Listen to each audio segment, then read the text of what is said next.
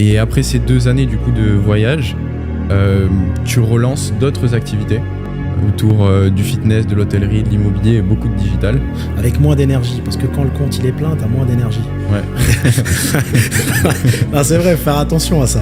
Tu vois, ça c'est un truc bête, mais tu peux demander à plein d'entrepreneurs, ils vont te dire la même chose.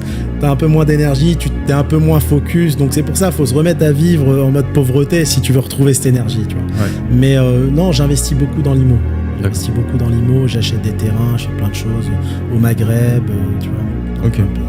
C'est quoi ton investissement préféré jusqu'à maintenant que t'as fait? Moi, je trouve que l'IMO, c'est le meilleur business. Parce que l'IMO, en fait, c'est un business pour les fatigués. Il y a un moment, tu as moins d'énergie, bah, tes murs ou tes terrains, ils prennent de la valeur. Tes biens, tu les loues. Enfin, c'est un business sympa. Après, j'ai fait l'erreur, par exemple, de ne pas investir en crypto parce que j'aurais pu investir. On m'a même fait la proposition où je crois que le Bitcoin, il coûtait 1 euro. Hein. Et j'ai fait l'erreur parce que je comprenais rien, mais je mettais tout dans l'IMO. Ok. Et aux 4 coins du monde. Hein. Ok. Et à côté de l'IMO, du coup, tu te diversifies aussi avec fitness, hôtellerie, digital. Voilà. Est-ce que tu peux nous en parler? En fait, ça, c'est venu après. Ensuite, c'était en fait en 2017, je commence à me diversifier. Ok. Donc, je reviens, je crée une plateforme de restauration qui est toujours en cours et je commence à me mettre dans le fitness, dans le digital, etc. Au début, j'achète des murs que je loue aux salles de sport que tout le monde connaît, hein, comme Basic Fit et autres en France. Et après, voilà, je commence à me lancer dans ce business-là. Et je tente juste après le rachat de Quick 2021, ça se fait pas. Et là après, je lance 4 nouvelles sociétés qui sont en cours, qui se déploient, dont un SaaS qu'on a déployé aux États-Unis avec aujourd'hui 9000 membres. Et là, on va déployer sur toute l'Europe. Il fait quoi le SaaS? En fait, un business en appelle un autre. Le SaaS, j'ai pris moi pour Paris, tu vois que ça va être un business qui va valoir 6-7 milliards dans pas longtemps et je suis déjà en discussion avec des groupes comme Oracle. Quand j'étais dans la restauration, quand je dis un business en appelle un autre, c'est que tu te rends compte des failles, il manque plein de choses.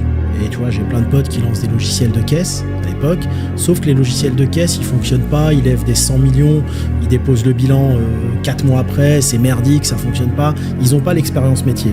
Donc je m'associe avec Kevin, qui est toujours mon associé, j'apporte l'expérience métier et lui c'est un prof de code, donc il fait que coder.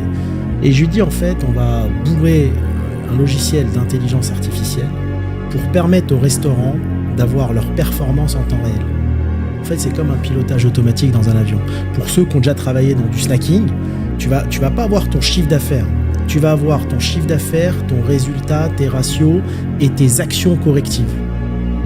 Et c'est un business 360. Tu as vu, aujourd'hui, un resto lambda, il a la caisse, il a les bornes, il a un abonnement pour l'hygiène, pour gérer l'hygiène, il a un outil pour gérer ses plannings, il a un outil pour gérer ses fiches de paye.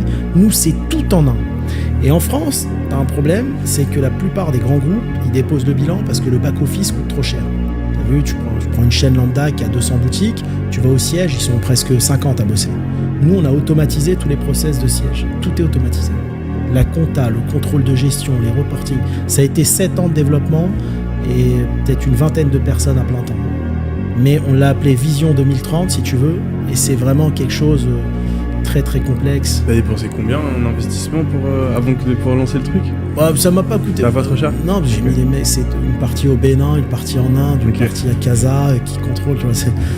Et du coup, Kevin, il s'occupait de manager tous les développeurs? Kevin, c'est toute la partie développement et moi, à chaque fois, je remplissais le cahier des charges. Rajoute ça, fais ça, rajoute ça. Parce que j'ai visité la plupart des grands groupes au rachat en France et j'ai vu la plupart, ils perdent de l'argent à cause des sièges. D'accord. Et du coup, sur ce SaaS-là, comment est-ce que vous y êtes pris pour le marketer au départ et le faire connaître? Il n'est pas lancé encore. Non, on l'a lancé qu'aux États-Unis. En fait, j'étais tellement parano. T'as 9000 restaurants. C'est énorme déjà. Avec des commerciaux externes. On a pris des commerciaux externes aux États-Unis, sur LA, et en fait, il y a San Francisco aussi. J'ai mis Crystal, qui est une collaboratrice que j'ai rencontrée sur place. Moi, je m'adosse toujours à c'est des rencontres, en fait. C'est comme quand j'ai ouvert Nabab à Miami, c'était Mélanie, une rencontre. Voilà. Et en fait, 9000 en 3 ans. 9000 en 3 ans, c'est énorme. Et là, on va commencer à le promouvoir plus tard sur les réseaux. Marché européen, on le fait en dernier.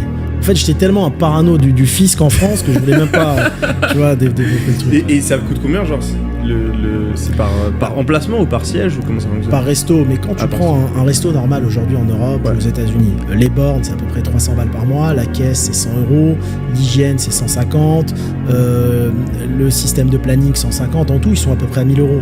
Nous t'as l'outil 360 pour 250 € par mois. Ouais, c'est Là où- bon, non.